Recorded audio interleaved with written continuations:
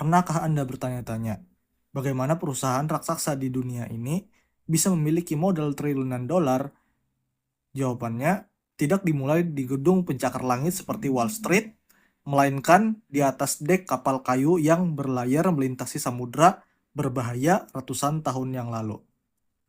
Halo teman-teman sekalian, selamat datang di kisah tentang bagaimana keberanian, ketamakan, dan inovasi finansial menciptakan sistem yang kita kenal pada hari ini, yaitu satu kata, saham. Pada abad ke-16 dan 17 adalah era penjelajahan. Rempah-rempah seperti cengkeh, lada, adalah emas baru di Eropa. Harganya selangit. Namun, mengirim kapal untuk mencari rempah ke Asia adalah misi yang sangat mahal dan beresiko yang sangat tinggi. Menunggu kapal untuk kembali bisa memakan waktu berbulan-bulan, bahkan bertahun-tahun. Kapal bisa tenggelam, diserang oleh bajak laut, atau bahkan awak kapal bisa terkena penyakit yang bisa menular.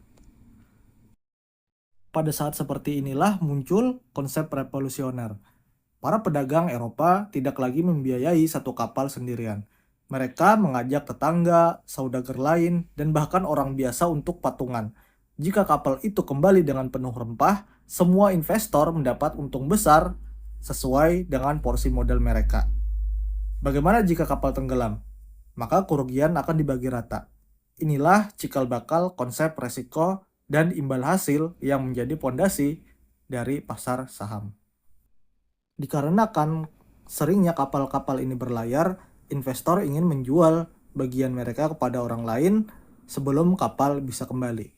Maka lahirlah bursa efek pertama di Amsterdam pada tahun 1602. Ini adalah tempat di mana orang bisa membeli dan menjual bukti kepemilikan yang kita kenal sekarang sebagai saham. Dari perusahaan dagang Hindia Timur Belanda atau yang kita kenal sebagai VOC.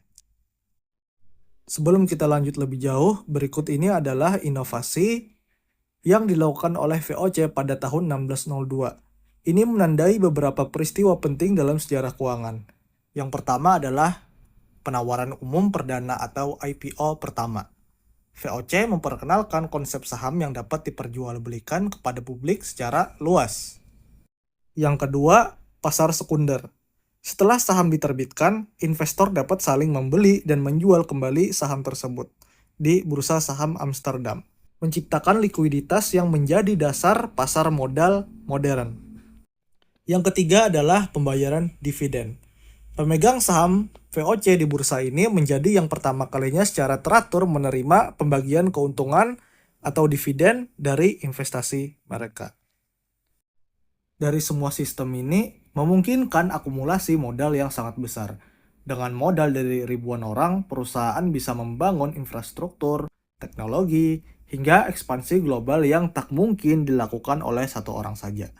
Saham bukan sekadar lembaran kertas, tapi mekanisme kolaborasi manusia dalam skala global.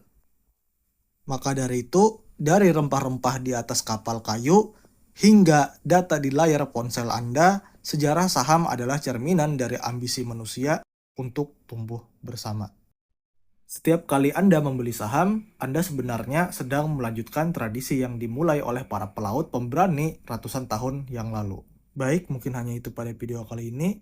Jika kamu suka dengan konten seperti ini, jangan lupa like dan bagikan ke temanmu untuk video-video investasi lainnya. Terima kasih, sampai berjumpa pada video berikutnya.